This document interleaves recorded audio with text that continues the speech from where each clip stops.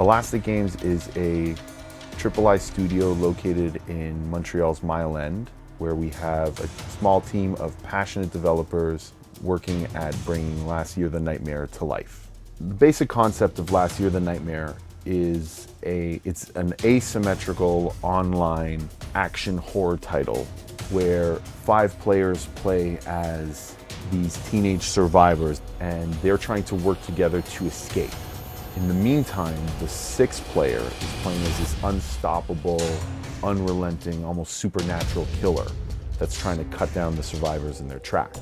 Our killers and our monsters were all born through a very iterative game development process.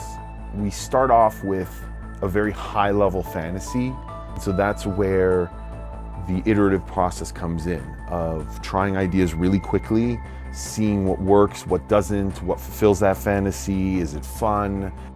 We really wanted those universal teenager types, the jock, the super popular cheerleader, the awkward nerd, the outcasts. It was very important for us to give them a personality that was fun and interesting and funny and cool. And we've heard where the community wants us to take the game, and we're very excited that they're so invested in it and in wanting it to grow and wanting to see more.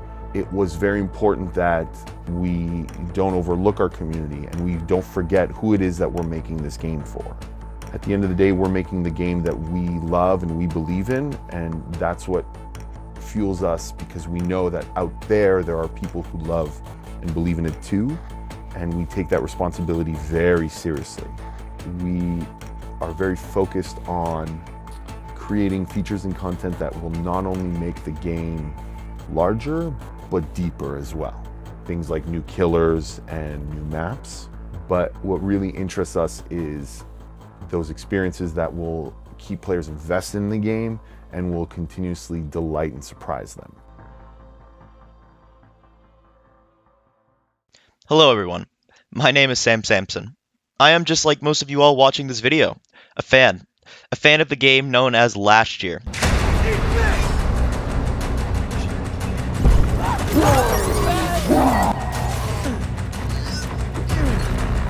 gonna remember this. Where we go? Oh, fuck! We gotta leave! Get the hell out of here!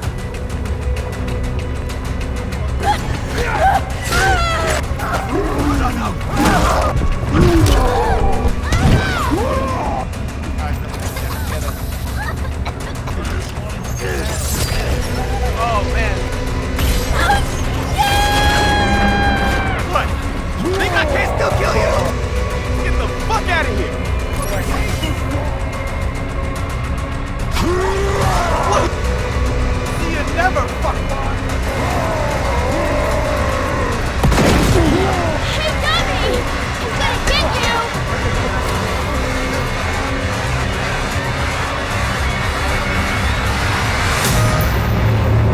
Personally, I have dedicated a lot of time and passion into this game because I really enjoyed it. No other game at the time was created like Last Year, so it was something fresh and unique and exciting. And if anything, I couldn't thank this game and its community enough, as it really helped me come out of a dark place a few years ago.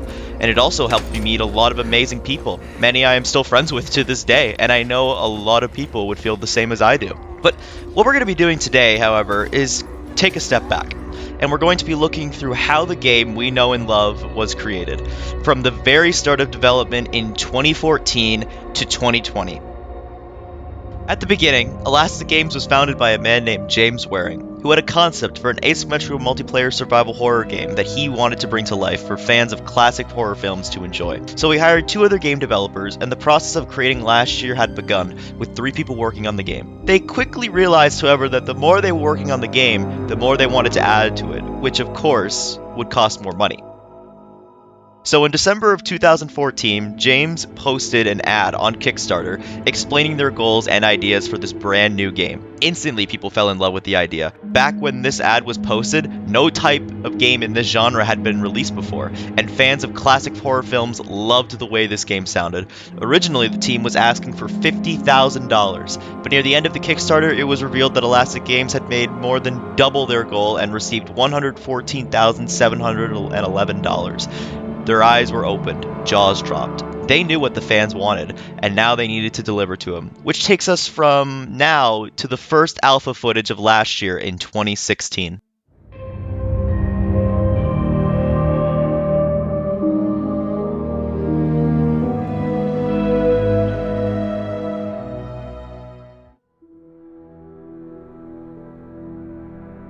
In 2016, the first version of the last year alpha came to life.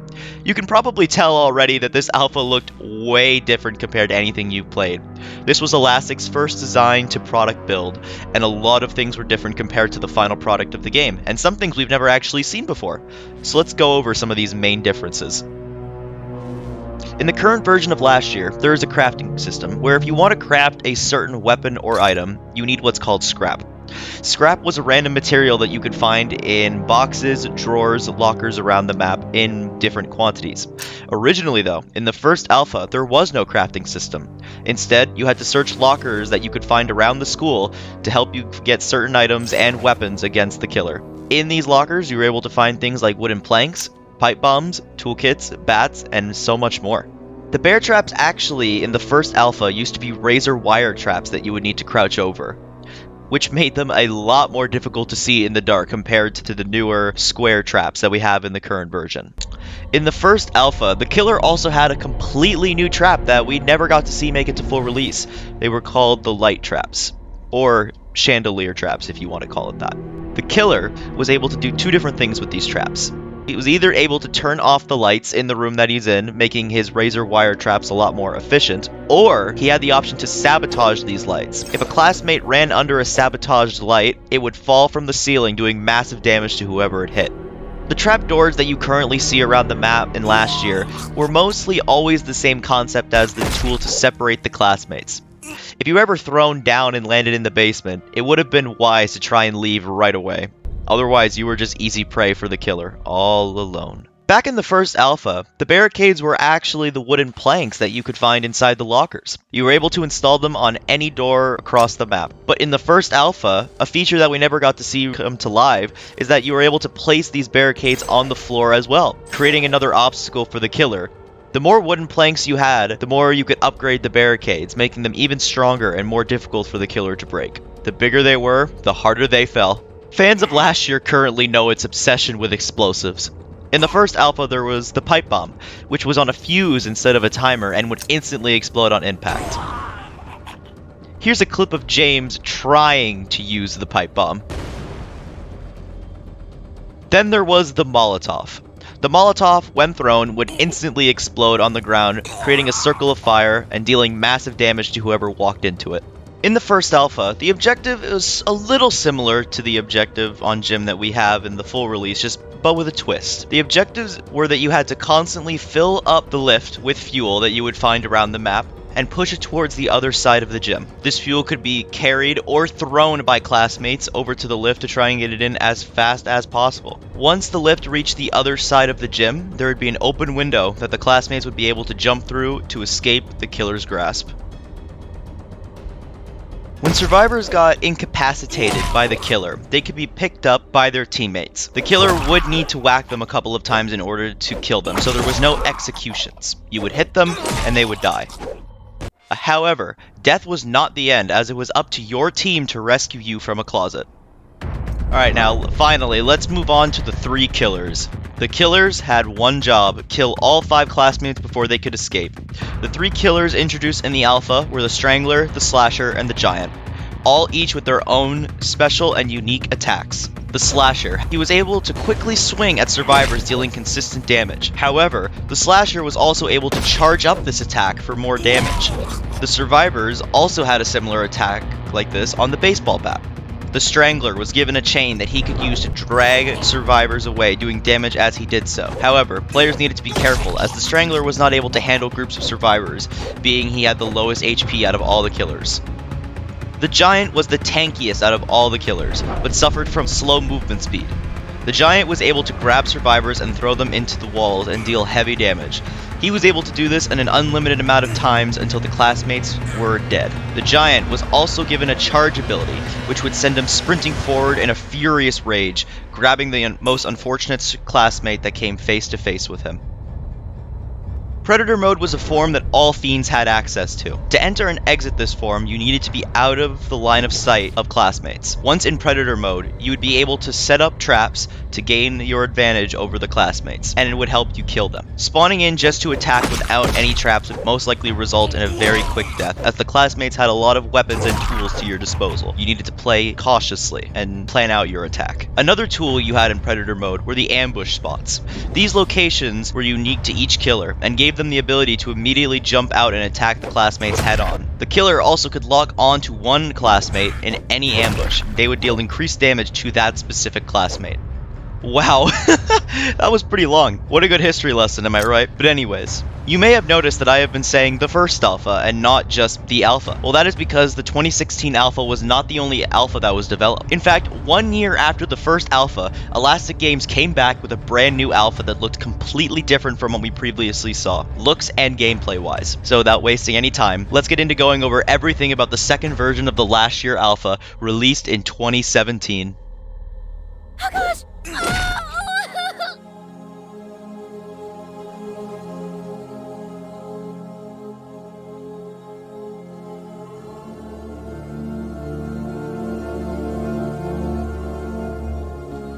Hi, my name is Ralph, also known as Pixelated Power, and I'll be going over both the 2017 alpha builds for last year, along with the AfterDark release on Steam. Now, obviously, when comparing the alpha to the current build, it's clearly more primitive, with the alpha having problems such as missing textures, missing voice lines, janky animations, and so on and so forth. One of the key differences with this build, though, is the fact that fiends can actually interact with the objective in more than one way. For instance, in the alpha build of Bell Tower, you can actually stop the gears from moving as a fiend. And in the alpha version of Jim, the fiend could actually break a generator attached to the scissor lift, which would prevent it from advancing. Another key difference was for the classmates. Not inherently their weapons or their classes, but more importantly the way they scrap and craft. Workbenches were added as an alternative to crafting without a crafting kit, but the only key difference in here was the fact that you could only upgrade your main weapon through the use of workbenches. They would be placed randomly around the maps, and they would be used as hotspots for killers and classmates alike. Classmates, of course, want to go to workbenches to upgrade their weapons, but fiends would want to go ahead and stop that, or use it as an easy way to get a kill. Fast forward to the final build of the alpha, and you'll see that many improvements were made over the last build. The update covered missing textures, new animations, and new features alike. The maps were all changed in some way to help with balancing for Predator mode, most notably to allow the killer to spawn out. And during a kill animation, they now had invulnerability. All the fiends had a very nice pass in all their animations, making each and every one of them have a much more bigger tail for their attacks, and more importantly, just not looking janky. On the classmate side, we didn't really have many features added, mostly just balance changes to their craft items.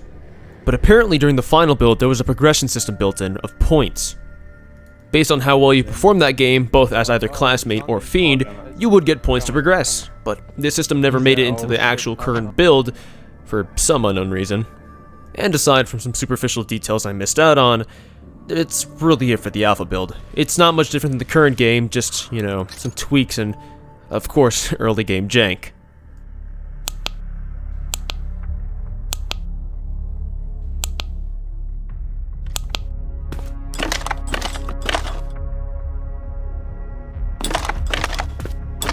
The final map in the alpha we're looking at is called the Library. This map was going to be parkour based, but the Elastic Game crew had to change it back because it wasn't fair for the killers. This map still has a lot of high and low jumps, with a courtyard, computer lab, long and dark hallways, a rooftop, and the library itself. The first objective is to find 2 discs located randomly across the map and upload them to the server. They can be anywhere, and once you get one, you have to book it to the computer room to install into the server. After you complete the first objective, there's going to be 3 randomly spawned PCs around that map where the classmates have to hack into it. This takes some time, and only one computer can be hacked at a time. Hacking the last computer will open up a secret panel door. This is where you have to escape. You have to open the gate, make your way through a small set of doors, and then parkour the rest of the way through. As well as this map, there's a new crafting mechanic. The devs changed it into a wheel instead of a menu, so it's easier to navigate, and you can build tools quickly and more efficiently.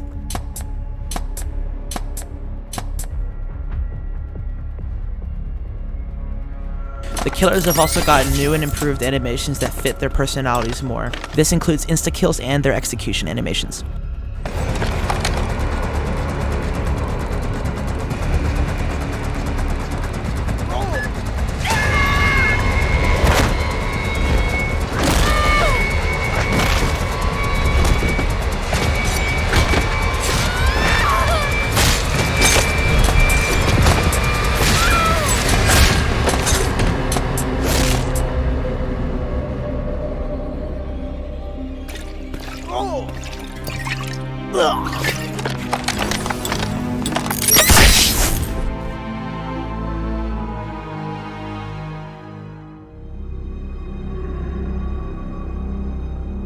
Before the Nightmare was released, on November 2nd, 2018, the devs have given keys out to a beta test for the game to see if the community liked it.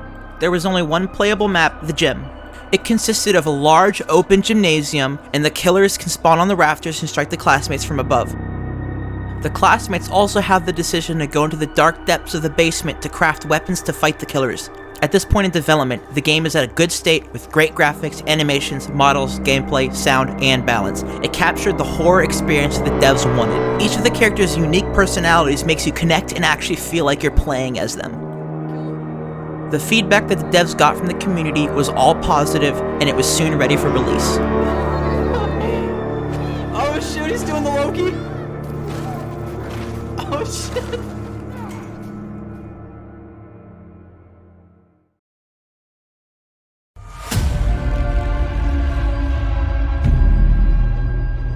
This asshole's close.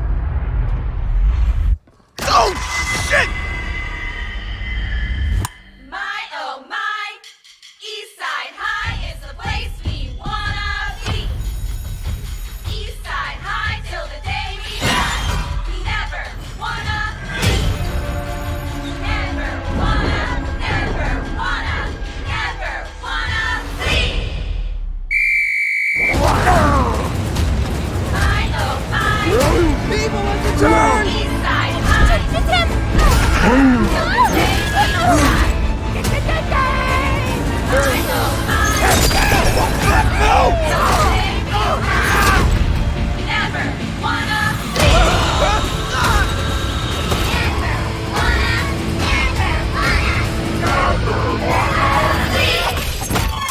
Fight me, asshole! I fucking dare you! Guys, listen. She's right. We really need that key. Night!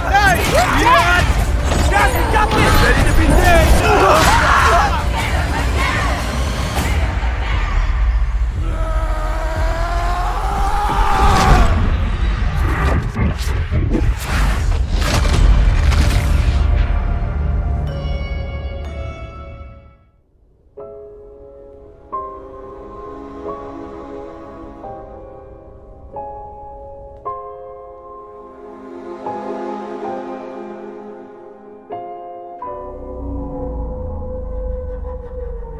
Last year, The Nightmare was released on December 18th, 2018, as a part of the Discord store launch. The game initially launched with 3 individual killers, 5 classmates, and 3 maps, all of which were polished to near perfection. These maps were the bell tower, the gymnasium, and the library. And in these maps, they were creeping with shadows lit by fine red and yellow lights, and were met by an amazing atmosphere that bolstered much of what wasn't actually there with the game upon the release. The theme of the game was that of an 80s styled horror movie, with the 5 classmates being horror movie stereotypes in their own regard, voiced by the voice actors from other famous games. Chad is voiced by Nasir Dalal, known for his role as Charles in Red Dead Redemption 2. I'm Chad. Nick is voiced by Michael Johnson, a musician. Hey, it's Nick. Sam is voiced by Melissa Hutchison, known for her role as Clementine in the Walking Dead game series. Hi, it's me, Sam. Amber is voice acted by Erica Lindbeck, known for her role as Black Cat in Spider-Man from the PS4 edition. You know it's Amber. Troy is voice acted by Zeno Robinson, known for his roles in TV shows and animes, as well as the voice for Brandon Bugsy in Friday the 13th, the game. It's me, Troy. The gameplay of Last Year the Nightmare was slow and paced, making every step to surviving calculated. Teamwork was highly advised and next to necessary for the classmates to effectively win. Classmates, in the regard, are given 4 roles: the Assault, the Medic, the Technician, and the Scout classes.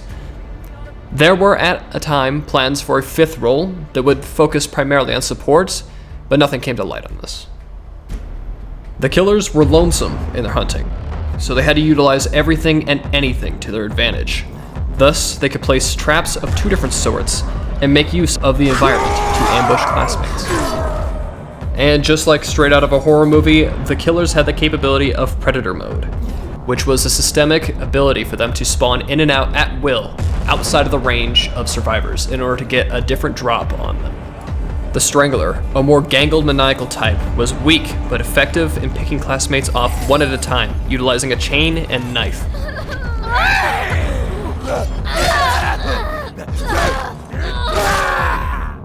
The Slasher, a more balanced stereotypical movie-styled killer brandishing an axe, could deliver lethal blows at terrifying speeds.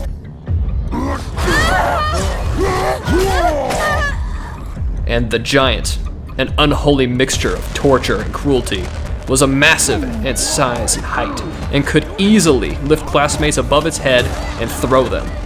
But due to its size, it was slow and lumbered about.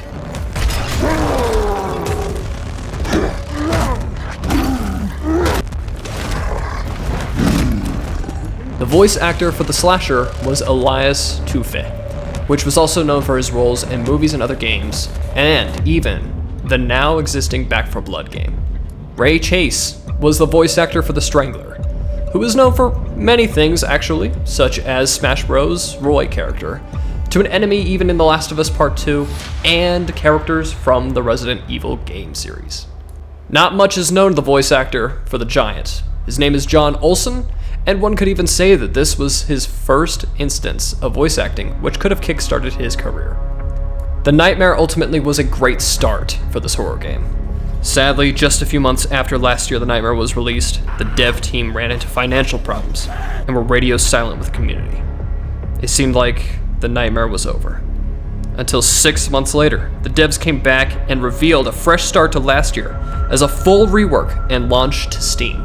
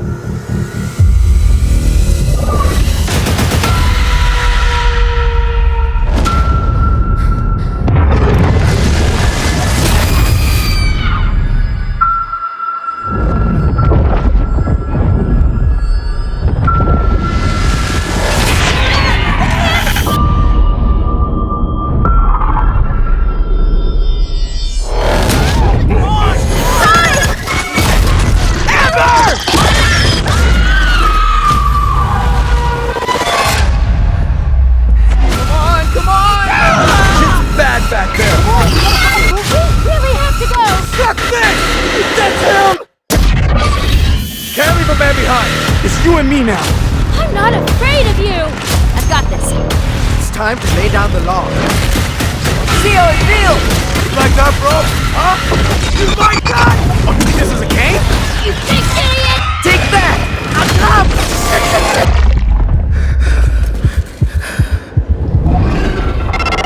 Help!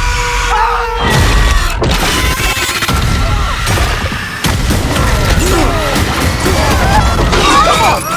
Fuck your shit right up!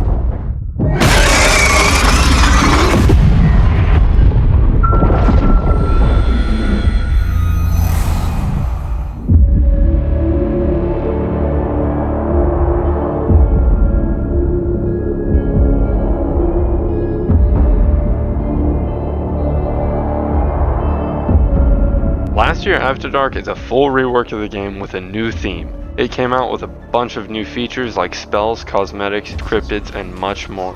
Last Year After Dark was launched on Steam since the Discord store closed. Some of the new gameplay features are very noticeable, like the new killer, a giant enemy spider, that can throw up acid through its mouth onto the classmates.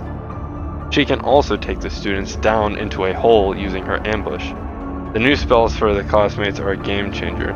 There are some OP spells like Featherfall and Carpet Bomb, and some weaker spells like Faster Crafting. To unlock these spells, you gain tokens by playing matches that you can spend in the Arcanum. The new cryptids are little spiders that can deal a small amount of damage, but still be deadly if the classmates don't take care of them. These little creatures can be hit by the classmates' punches, which are a new feature that was added with the release of AfterDark. While these classmates have all these new spells, they also now don't need a crafting kit. They've become smart enough to not need them anymore. While the classmates got a bunch of new features, they also got a new friend. His name is Raj. Raj is voiced by Ritesh Rajan, who's an American actor in movies like Jungle Book or Barbie Princess Adventure. You can call me Raj. With as much new content that the last year devs gave, the community was expecting much more, and much more they got.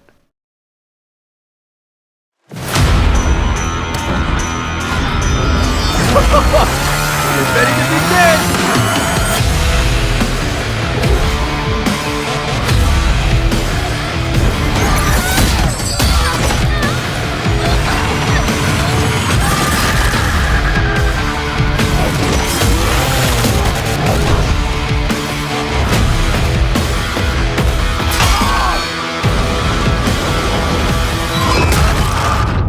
During Valentine's Day, the devs wanted to show some love. They gave the players a Valentine's Day event with exclusive cosmetics that were only available during the event. But besides the event, they also got an entire new map called the Sawmill. This new gray and sharp and deadly new map was just what players wanted. There's sharp blades that the fiends can use for their advantage, and some fast-moving train carts that the classmates need to be careful about. It also came with new weapons such as the chainsaw that classmates can use to mow the fiends down. Around this time, they also added a crowbar and cricket bat. These weapons had a limited amount of hits, the crowbar being speedy with less damage, and the cricket bat doing bleed damage that did not stack. With all these new classmate features, there was some love for the killer side, mostly Slasher, who got a new ambush and a new ability called the Cleave.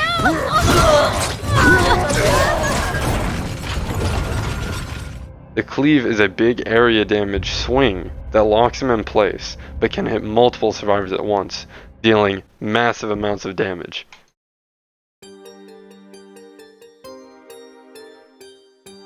Nearly 2 weeks later, on December 20th, 2019, Elastic Games released a teaser trailer for their incoming Chapter 2 dubbed Resurrections.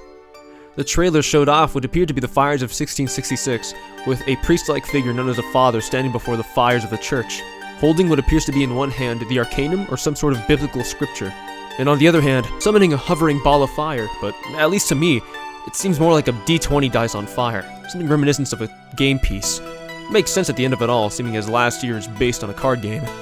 The father would be the new fiend coming out for Chapter 2, and he would release with his own set of church-themed maps. We haven't had any news on what the new classmate could have been, aside from the fact that they would have been most likely emo or goth themed.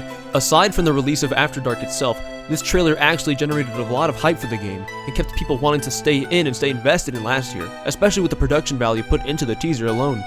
After the release plans for AfterDark dissipated, the developers focused more inwards on their sustainability and their balance towards the game. Starting off with a small gameplay update, there were a few numbers tweaked here and there for the release of the game, but one of the biggest impacts this update had was a removal of a belt flashlight for the medic as one of their craftables and replacing it with a gas mask. Originally in last year The Nightmare, the belt flashlight was used to light up areas and could also be used to see scrap from further away. Ironically enough, the belt flashlight seems more fitting in AfterDark, seeing as everything is more, well, as the title implies, darker. It was nothing too special, it only cost 5 scrap and was a very low priority item for any character at all, but once the implementation of the gas mask was in the game, the meta was changed indefinitely. The gas mask was the only item in the game that allowed any character wearing it to interact with objectives, heal, attack, etc., all within the radius of a scout's smoke bomb or the strangler's utility smoke. Granted, you can only do these things if the gas mask has a health to allow it, and the health of the gas mask was not the same as the health of an assault's helmet. While the gas mask had its own health, it didn't protect the player itself from any actual harm, except gas traps from scrap boxes, which would also reduce the gas mask health. After the meta was changed so heavily, the game didn't receive any balance or updates for a long time until the next big update dropped. Originally in the release of AfterDark, only the classmates had access to the Arcanum, but once this next update dropped, all the spells were changed to be passive, and not only that, but the Fiends received their own side of the Arcanum as well.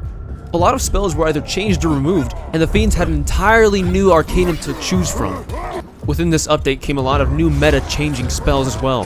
Fiends had spells like the Last Stand, which made you invincible once you reached 20% health, the Wall, which made you take 20% less damage if all classmates were alive, and as some of you may know, my personal favorite, Deep Wounds, which made every successful third hit deal 15 bleed damage over time.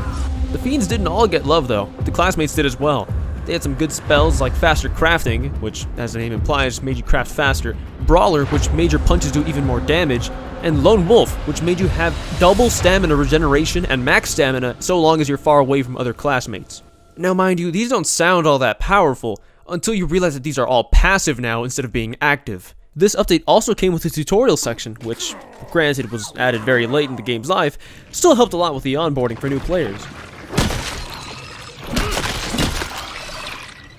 And the last big thing they added in this update were the utility ability for Fiends. With the new spell changes and the utility abilities being added to killers, this evened out the playing field for both sides.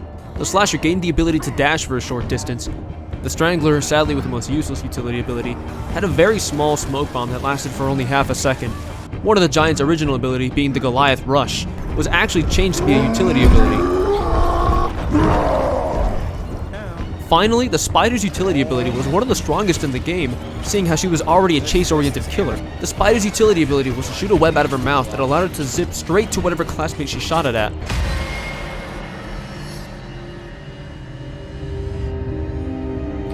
During the last update to last year came along the final map, the Mine. This dark map was considered to be the most fiend-sided map in the game, mostly because of its massive size. Just like the other maps, it feels like the area is supposed to be.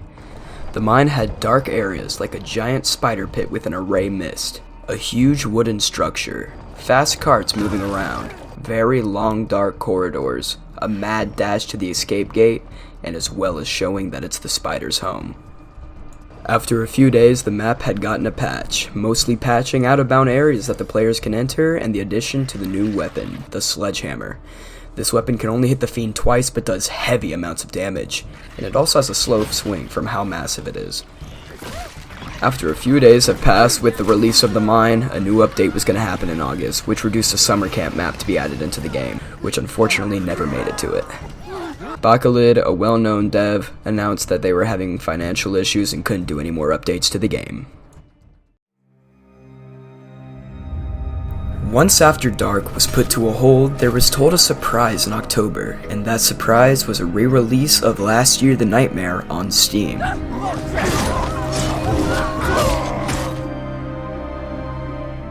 There were some small bug fixes, new balancing, and just good old Nightmare. There were still some bugs, such as the killer's body disappearing when killed, unable to mute players' mics, and some players can't even use theirs at all. Gym had its whole map open up again, Bell Tower's escape way was just a bunch of planks, and Library was still broken. The classic 80s slasher theme was back, but many of the players were upset because it cost $30 to play, so it didn't gain much original players. Last year, The Nightmare was the last gift from Elastic Games to the community. After the re-release of last year, The Nightmare failed to gain enough funds for Elastic Games to continue development. The last of the team at Elastic went dark and quietly disbanded behind the scenes. This left James as a single owner and employee left at Elastic Games as he wanted to continue paying for last year's servers. He also wanted to keep the game involved in sales in hopes of growing back a decent player base. Although the sales were great and brought in many new players at first, a majority of them didn't stick around and each sale brought in less players than the one before. As ambitious as Elastic's gameplay rework for AfterDark was, it did not generate more hype, nor bring in more players to the game. If anything, it had the opposite intended effect. Many potential players were actually turned off from buying last year or returning to the game after their first couple of matches because the game was not welcoming to newcomers with its new competitive styled gameplay. There was an outpour of negative reviews where players complained about the fiends being overpowered or the classmates being overpowered. There were some others that were downright hilarious. All of this left last year at a mixed rating score on its Steam page, which remained that way until the end of the game's lifespan. Although, at the end of November 2020, the community came together to get last year to a positive review score on Steam, leading to Orsan sharing concept art for new weapons such as the crossbow, the acid gun, and the potato gun, and the summer camp map that was going to be included in the summer camp update, or more known as the August update, which was supposed to be the last content update for Chapter 1. Around this time, Orsan also shared concept art of content that would have been introduced in Chapter 2. Orsan sent these concepts to fellow well-known community member Pixelated Power. Pixel was streaming last year on Twitch during this time and showed off these concepts to viewers in his livestream. Here, Orsan sent Pixel concepts of headgear cosmetics that included a royal crown, a St. Patrick's themed top hat, a soda cap, and an aviator hat. After all of this, Orsan's updates on the game's status slowed to a crawl. There wasn't even promotions for the sales anymore, and Orsan became very inactive in the community. This left everyone else in the community lost of almost all hope for the game's possible resurgence. Until on April 25th, 2021, when Orsan announced to the official last year Discord server that James would be hosting an Ask Me Anything in the Discord server on April 27th, 2021 at 11 a.m. Eastern Time. Once the 27th came, the AMA channel was open and James introduced himself.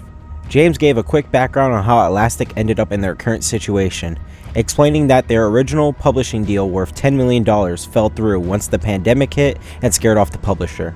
When scouting for a new publisher, all of them were astonished by the game's graphical fidelity and complex gameplay despite it coming from a AA indie studio. However, none of them would invest due to low player counts and sales. This confirmation truly was the final nail in the coffin for last year.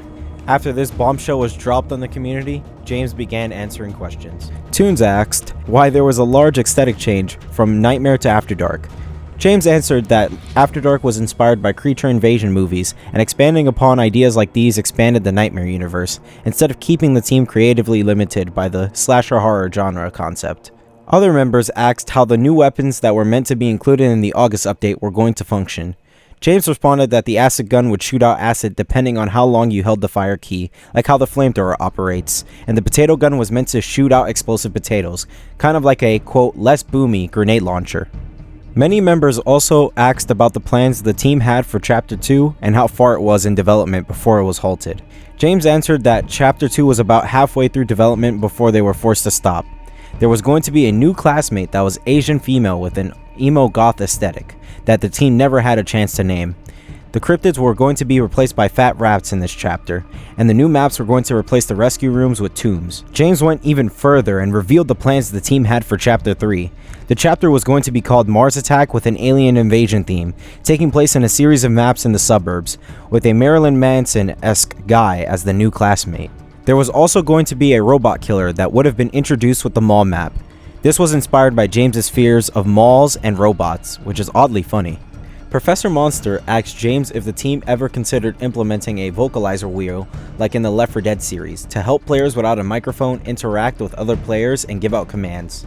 James responded by saying that all characters had a sufficient amount of voice lines to support this mechanic, but it would require a voice wheel interface and functionality to be developed. Toons and many others also asked if last year was going free to play anytime soon, in which James confirmed that he was heavily considering it. After taking a few more questions from the community, James had to go. He said his goodbyes, thanking everyone for being hardcore fans of the game, and near the end of his final message, he confirmed that he and some partners of Elastic Games were working on a big new project that would be revealed in the near future, and that this was not the end for the classmates. After the AMA, the community went into a dark period and began to crumble.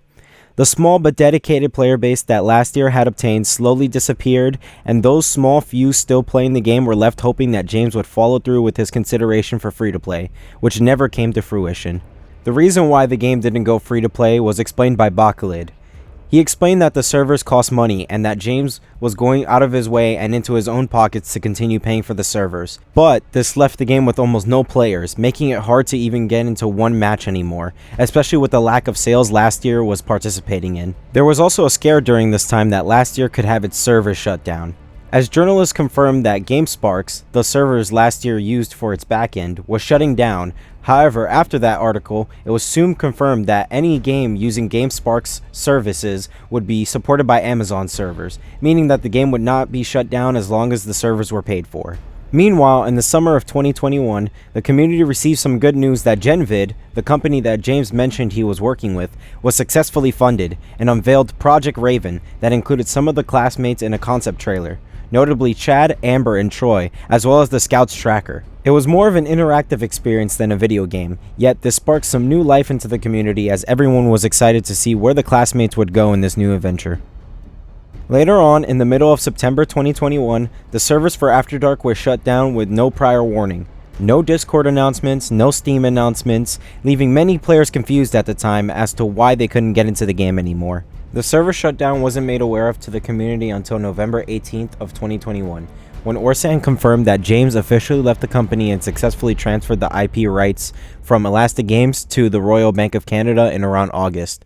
The game was also later delisted from Steam, leaving Nightmare as the only way to play last year, as Nightmare did not rely on GameSparks' servers and was still listed on Steam's storefront.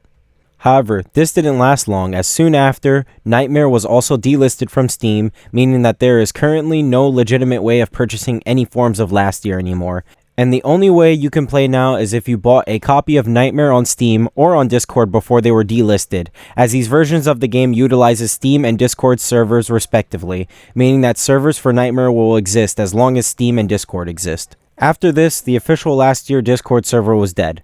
Nobody interacted in the server anymore, and Last Year became a good memory of the past.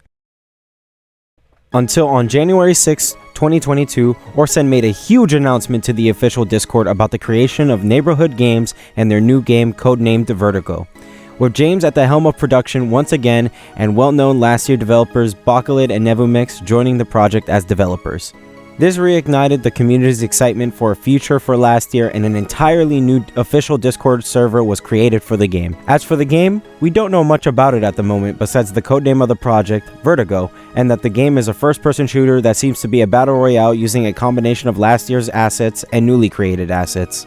This is possible as in early 2021, Neighborhood Games entered a contractual agreement that allowed them to use Last Year's assets and source code. This means that we could possibly see the classmates in this new title. During the making of this video, on February 13th, 2022, the official Last Year Discord server was closed down. If you're interested in following the development of Project Vertigo or talking about Last Year, then join the official Neighborhood Games server through the link in the description. Last Year will live on in spirit. Nicholas Muzarakis, I probably butchered it, sorry, or more of you know of him as Nevum, who worked with Elastic Games during the development of Last Year the Nightmare, and is now working with Neighborhood Games on their new, currently unnamed first-person shooter, happily agreed to do an interview with us for this video. Thank you, Nicholas, for taking the time to speak with us about your experience at Elastic Games and giving us behind-the-scenes information about the development of Last Year the Nightmare. With all that being said, here's the interview. So I got the opportunity to do my first internship at Square Enix Montreal, and then that's where I met James and Alex.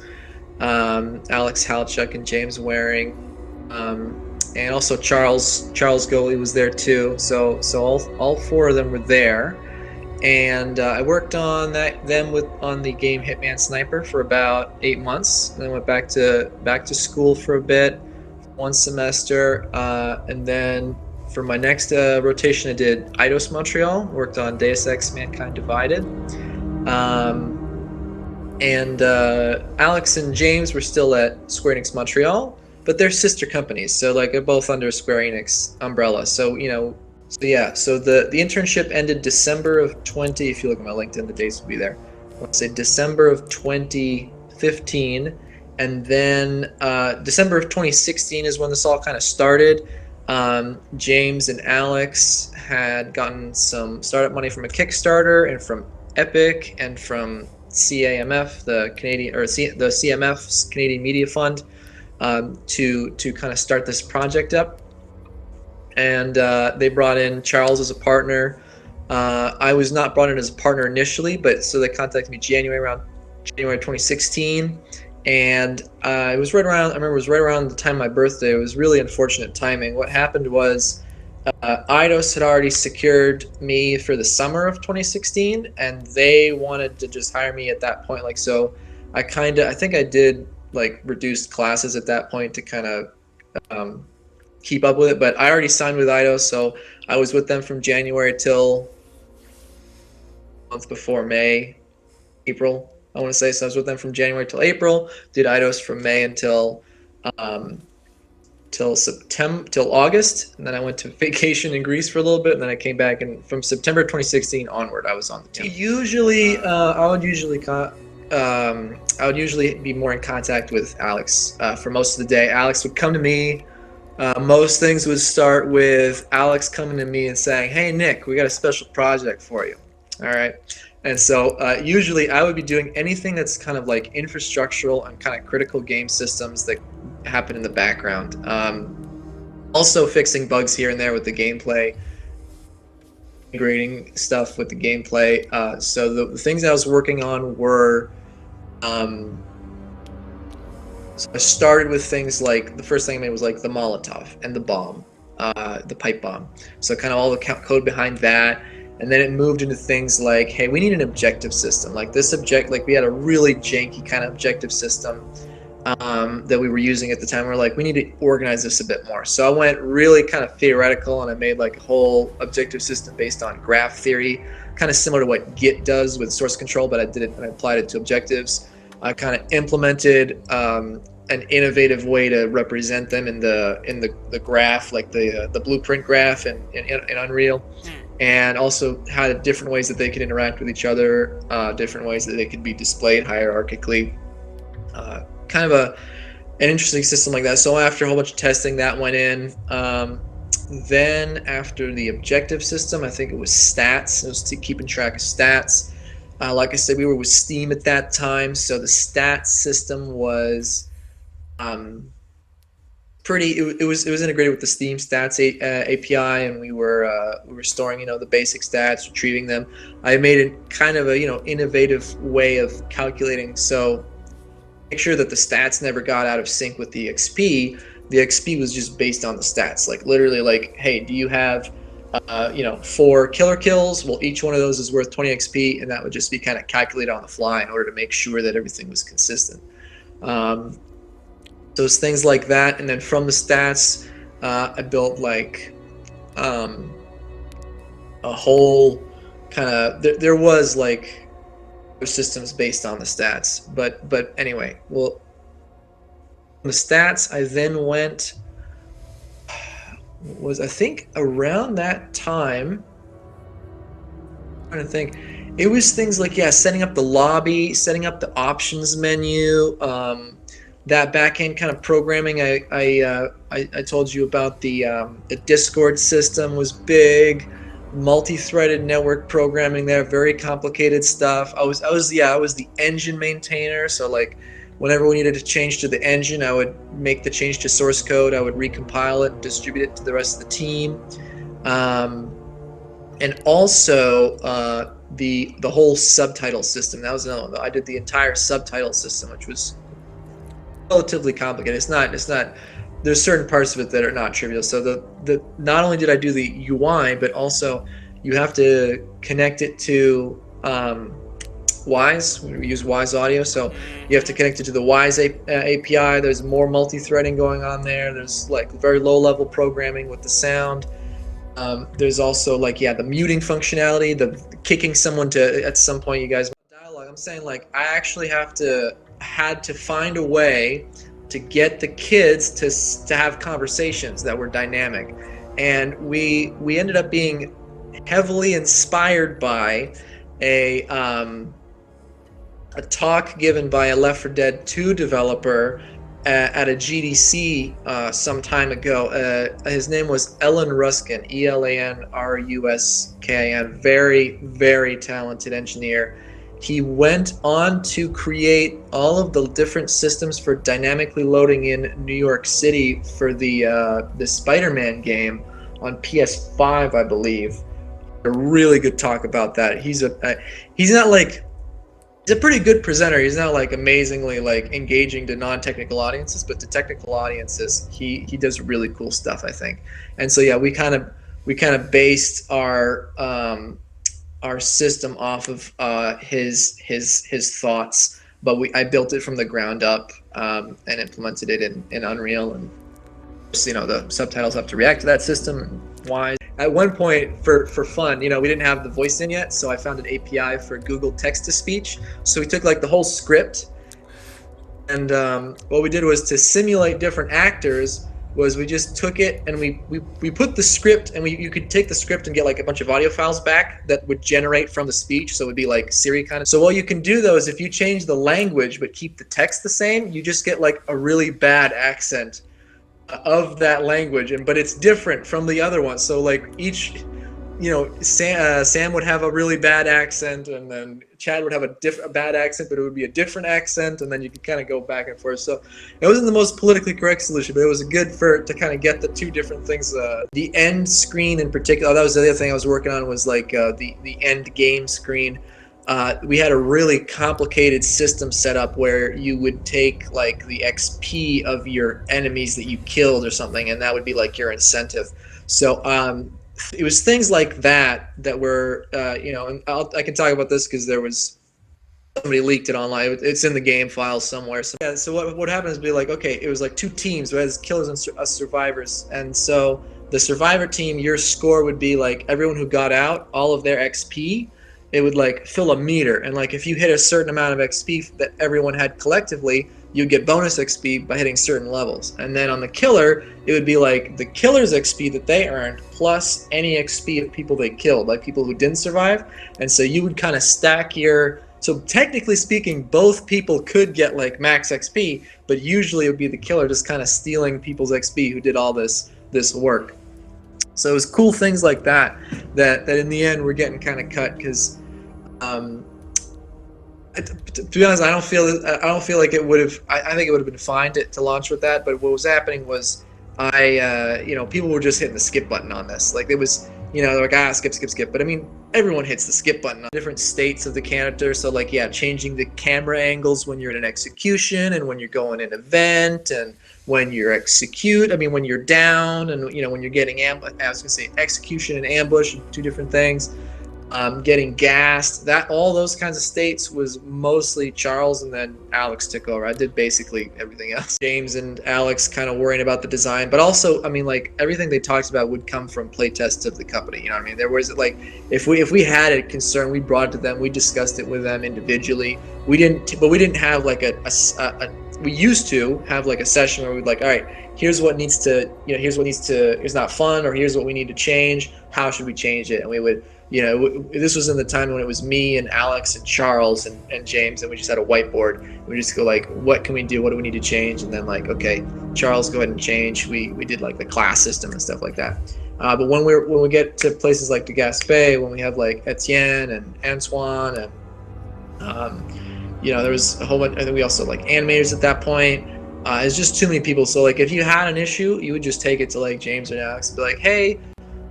I noticed this blah blah problem. How about this solution? And you'd be like, yeah, we were thinking about that, but we came to the conclusion that at some reason of like, it's always a trade-off. Like we value this trade-off over that trade-off. So we used to have this move where like, I didn't like I said, I didn't program too much of the characters and stuff, but there were definitely like little exploits that I would find, and that we would have to like.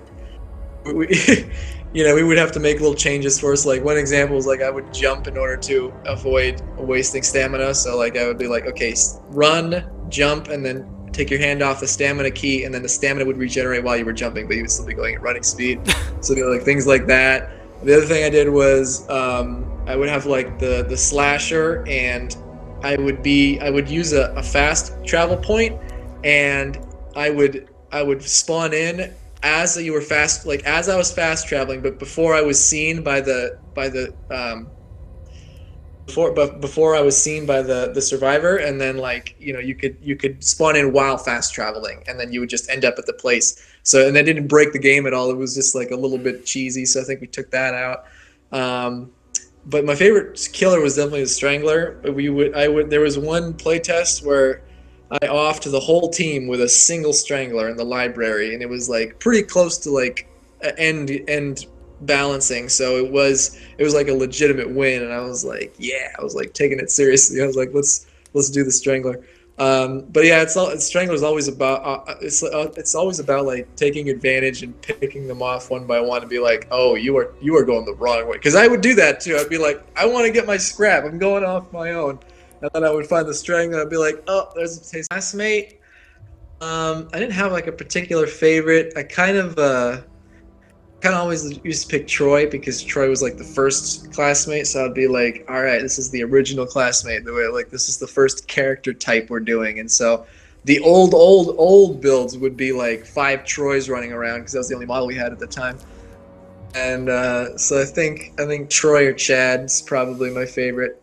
It was the first character. Like, you have to, when you're testing, you need a character, and we didn't have all 5 at the time. We hadn't like made them all, so there wasn't a concept of types of survivors. It was just like part of the concept art and stuff. So we were just running around as, quote, survivors, and we were all Troys. Like, I think at one point we had Troys and Chads.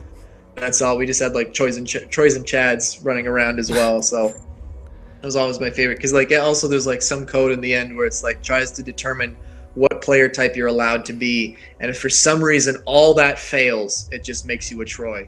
The other thing is basically like maps. Like, you know, people would, I think we could have had more maps in that amount of time, but you know, development was tumultuous. You know, there was always changes going in, and so like maps, we didn't have as many maps to launch with as we might have liked to. Or at least as I might have liked. I'm not going to say we, because I can't speak for the company in that case, but I felt like we could have had a few more maps. That was definitely a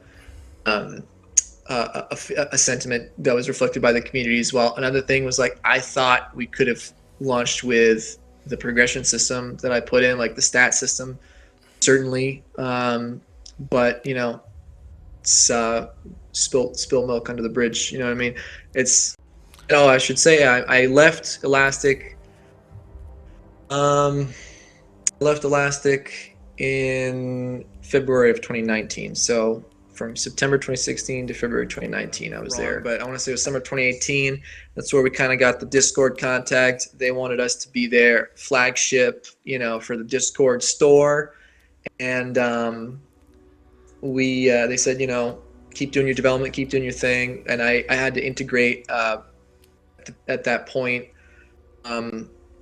It was right around the time of the next packs that I had finished integrating their SDK. So what happened is with Unreal, there's like kind of like a pre-set up plugin for Steam that you just kind of hook into, and it's kind of done for you.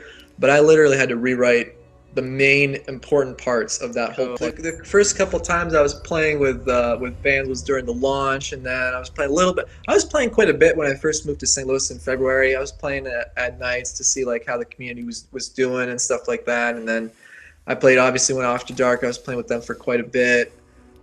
And then I was the really fun times was when I was with Orsand and a couple others. I can't remember exactly who it was, but they're the ones who now have their names flashing different colors in the Nightmare Steam version. So I was working on them the development process, and we just kind of took the Discord. So I had it ready to go for Steam in March when I left. That was like my last thing to do. Was like, hey, we have the Discord. Can you please turn Steam back on?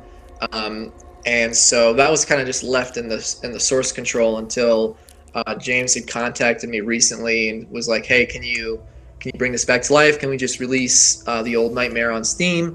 And you know, the community really wants to bring this back. So I got on a Discord call with the community. So it's Orsan and a couple others, and we were having some beta tests, and I brought them into Unreal, and we were kind of tweaking all the values of, like, you know, the different timings and stuff like that, the different damage values. And I think it was for the best, really, like to kind of, they got a good kind of sense of it. Fixed a couple of bugs while we were there, some yucks.